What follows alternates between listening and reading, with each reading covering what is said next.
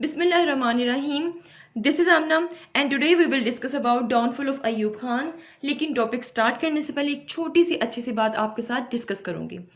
आज से अभी से अपनी ज़िंदगी का एक रूल बनाएं कि आपने अपनी लाइफ का एक सिंगल मोमेंट भी वेस्ट नहीं करना। अगर आप ये फॉलो करेंगे, ट्रस्ट मी, आप अपनी ज़िंदगी में एक बहुत बड़ा चेंज ऑब्जर्व करेंगे। आपको नज़र आएगा कि आपकी लाइफ कितनी प्रोडक्टिव हो गई है। So think about this. अब स्ट्रेट अवे अपने टॉपिक पे आते हैं। So downfall of Ayub Khan, number 1, Ayub's constitutional dictatorship. ये बहुत बड़ी रीज़न थी अयूब खान के फॉल की। क्यों? 1958 अयूब्स मार्शल लॉ। 1958 में अयूब खान ने मार्शल लॉ को इम्पोज किया। क्यों इम्पोज किया? कि जितना भी पावर का मिसयूज़ हो रहा है उसको ख़त्म किया जाए, जो भी पॉलिटिकल इंस्टेबिलिटी है उसको ख़त्म किया जाए, जो भी करप्शन है उसको ख़त्म किया जाए। तो इन सब को ख़त्म करने के लिए अयूब खान ने मार्शल लॉ इम्पोज कर दिया। ठीक है। Then one rule legal cover under the 1962 constitution. Then Ayub Khan ने 1962 का कॉन्स्टिट्यूशन दिया और उसके अंदर उन्होंने अपना एक खुद का रूल पेश किया जिसे वन रूल कहा जाता है। तो बेसिकली इसको देखते हुए अयूब खान ने मार्शल लॉ तो इम्पोज किया था करप्शन वगैरह ख़त्म करने के लिए, लेकिन एक्चुअली में अयूब खान पावर को सिर्फ और सिर्फ अपने हाथ में रखना चाहते थे। तो ये एक टेन्योर था डिक्टेटरशिप का। ठीक है। So the concentration of political power in his own hand, वो एक्चुअली में पॉलिटिकल पावर को अपने हाथ में रखना चाहते थे। Then another reason is presidential system, one of the great reason of his downfall. He introduced presidential system under 1962 constitution because he considered strong executive. 1962 के कॉन्स्टिट्यूशन में अयूब खान ने एग्जीक्यूटिव को स्ट्रॉन्ग कर दिया। ठीक है। एग्जीक्यूटिव को स्ट्रॉन्ग करने का मतलब ये था कि कोई भी पॉलिटिकल इल अगर एग्जिस्ट करता है तो उसको ख़त्म किया जा सके, अकॉर्डिंग टू अयूब खान। लेकिन हो गया सब कुछ उल्ट। क्या हुआ? No real division of power between legislature and executive. अब जब ज्यादा पावर एग्जीक्यूटिव को दे दी गई है तो फिर किस तरह डिवीजन ऑफ पावर बैलेंस में रहेगी लेजिस्लेचर और एग्जीक्यूटिव में? तो ये एक कॉमन सेंस की बात है। जो लेजिस्लेचर थी आफ्टर दिस लेस इंपॉर्टेंट हो गई और जो एग्जीक्यूटिव थी वो मोर अथॉरिटेरियन हो गई। Number 3, Ayub's system of indirect election. अब इनडायरेक्ट इलेक्शन क्या होता है, इस पे अलग से एक शॉर्ट वीडियो बना दूंगी, आप देख लीजिएगा।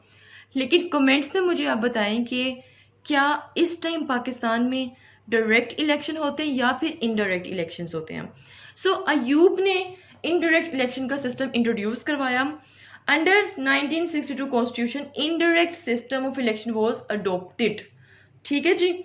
1962 कॉन्स्टिट्यूशन में इनडायरेक्ट इलेक्शन का सिस्टम आ गया। देन इनडायरेक्ट इलेक्शन के सिस्टम की वजह से क्या होता था और क्या नहीं होता था।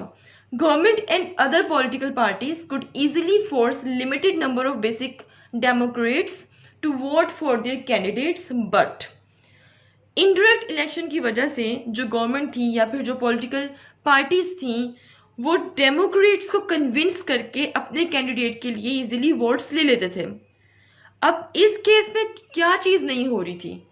जो कॉमन पीपल थे, जो जनरल पब्लिक थी, उनको स्टेट के अफेयर्स से बिल्कुल ही साइड पर रख दिया गया था। लाइक उनको ये राइट नहीं था कि वो अपना फेवरेट कोई भी पर्सन इलेक्ट कर सकें, अपना कोई भी रिप्रेजेंटेटिव इलेक्ट कर सकें, उसको वोट दे सकें। सो ये एक इनडायरेक्ट इलेक्शन है जिसमें जो कॉमन पर्सन्स थे, जो अवाम थी, जो मैसेस थे, उनको वोट देने का जो राइट था वो ले लिया गया था उनसे। ठीक है जी। 1965 वॉर इन ताशकंद डिक्लेरेशन, ये बहुत इंपॉर्टेंट पॉइंट है। एक्चुअली में आप कह सकते हैं कि ये जो उनसे ना ये कोर कोज है अयूब खान के डाउनफॉल का। The core issue of the war was Kashmir dispute, but it was not mentioned in the Tashkent Declaration या फिर ताशकंद एग्रीमेंट। 1965 की जो वॉर थी वो बेसिकली किस पे हुई थी? कश्मीर की वजह से हुई थी। ठीक है। देन इस वॉर के एंड पे एक हुआ था जी एग्रीमेंट, जिसको ताशकंद एग्रीमेंट कहते हैं। इस एग्रीमेंट में होना तो ये चाहिए था कि अयूब खान बहुत सी बातें मनवा सकते थे कश्मीर के बारे में, लेकिन ताशकंद एग्रीमेंट में किसी किस्म की कश्मीर की डिस्प्यूट पे बात नहीं की गई, और ये चीज़ आग लगाने वाली थी। किसे? पाकिस्तानियों को, और किसे जी? भुट्टो को। तो सब यहाँ पर अगेंस्ट हो गए थे अयूब खान के। Number 5, economic instability and disparity, one of the most important cause of downfall of Ayub Khan. Wealth began to concentrate in few hands, particularly 222 families. 1968 ये ऐसा टेन्योर था जब पूरे पाकिस्तान की दौलत सिर्फ 22 फैमिलीज में ही रोटेट कर रही थी। पाकिस्तान की 22 फैमिलीज में रोटेट कर रही थी। कैसे? इस बात का प्रूव यहाँ पर दिया गया। 1968 में डॉक्टर महबूबुल हक, जो कि उस वक़्त के चीफ इकोनॉमिस्ट थे, उन्होंने एक डाटा प्रेजेंट किया। उस डाटा के मुताबिक इन 22 फैमिलीज के पास 67% of the entire industrial capital जितना भी था उस वक्त, उसका 67% 22 फैमिलीज के पास था। 80% ऑफ बैंकिंग 22 फैमिलीज के पास था। 97% ऑफ इंश्योरेंस कैपिटल भी 22 फैमिलीज के पास था। So there was a big gap between poor and rich. पैसा सिर्फ अमीरों के हाथों में रोटेट कर रहा था, और आप जानते हैं ये हमारे इस्लाम के भी अगेंस्ट है। हमारे इस्लाम में भी ये चीज़ मना है। इसके अलावा क्या था, किस तरह इकोनॉमिक इंस्टेबिलिटी आई? 1968 ये ऐसा टेन्योर था जब एजुकेटेड पीपल बहुत ज़्यादा जॉबलेस थे। इसके अलावा जितनी भी एसेंशियल कमोडिटीज़ थी उनकी प्राइस इतनी ज़्यादा हो गई थी कि कराची में उस वक़्त ऑन रिकॉर्ड शुगर और ड्रिंकिंग वाटर की शॉर्टेज हो गई थी। ऑलराइट, नाउ नंबर 6 कॉज है इंसिस्टेंस ऑन 1 यूनिट। बट इसको अंडरस्टैंड करने से पहले आपको पता होना चाहिए कि 1 यूनिट बेसिकली क्या है। 1 यूनिट बेसिकली एक स्कीम थी, ठीक है, जो कि किसने लॉन्च की थी? फेडरल गवर्नमेंट ने। उस वक्त फेडरल गवर्नमेंट कौन सी थी? अयूब खान की फेडरल गवर्नमेंट थी। तो इस स्कीम में बेसिकली क्या किया गया कि उस वक्त पाकिस्तान को 2 हिस्सों में डिवाइड कर दिया गया, एक वेस्ट पाकिस्तान, एक ईस्ट पाकिस्तान। वेस्ट पाकिस्तान को 1 यूनिट का नाम दे दिया गया और ईस्ट पाकिस्तान को अनदर यूनिट का नाम दे दिया गया। वेस्ट पाकिस्तान में 4 प्रोविंसेस थे, उन 4 प्रोविंसेस को मर्ज कर दिया गया। उन 4 प्रोविंसेस में आपका पंजाब, आपका सिंध, आपका बलोचिस्तान, आपका केपीके, ये चारों प्रोविंसेस आ जाएंगे। और दूसरी साइड पे आपका बंगाल प्रोविंस अलग कर दिया गया। So this was 1 unit scheme that was introduced by Ayub Khan. तो अब क्या था कि insistence on 1 unit, Ayub Khan ने इंसिस्ट किया कि पाकिस्तान को 1 यूनिट कर दिया जाए। This was established on October 1955 that produced insistence reaction among the small provinces and regional political parties of Bengal. इससे क्या हुआ कि बंगाल में एजिटेशन स्टार्ट हो गई और अयूब खान को फोर्स किया जाने लगा कि ये 1 यूनिट जो पॉलिसी और स्कीम बनाई है इसको डिसॉल्व किया जाए। अयूब्स इलेक्टिव बॉडी डिस्क्वालिफिकेशन ऑर्डिनेंस। अब ये ऑर्डिनेंस क्या था, पहले ये अंडरस्टैंड करते हैं।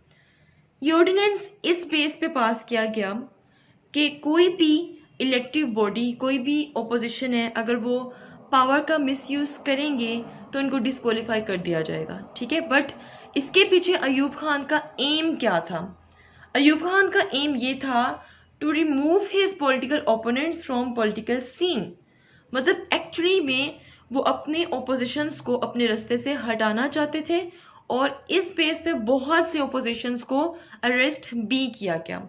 सो डिस्क्वालिफिकेशन ऑर्डिनेंस के अगेंस्ट सिवियरली क्रिटिसाइज किया किसने? ओपोजिशंस ने। Then number 8 press and publication ordinance. ये जो ऑर्डिनेंस पास हुआ, this ordinance severely affected the freedom of press. अब जब प्रेस की फ्रीडम को अपने हाथों में लिया जाएगा तो क्या होगा? एजुटेशन होगी। So these are some causes that caused downfall of Ayub Khan. If you have any question, do write your question in comment section below and hit the like and subscribe button. If you haven't yet, मिलते हैं जी next hot issue के साथ। Until then मुझे अपनी दुआ में याद रखिए। Stay tuned and Allah Hafiz.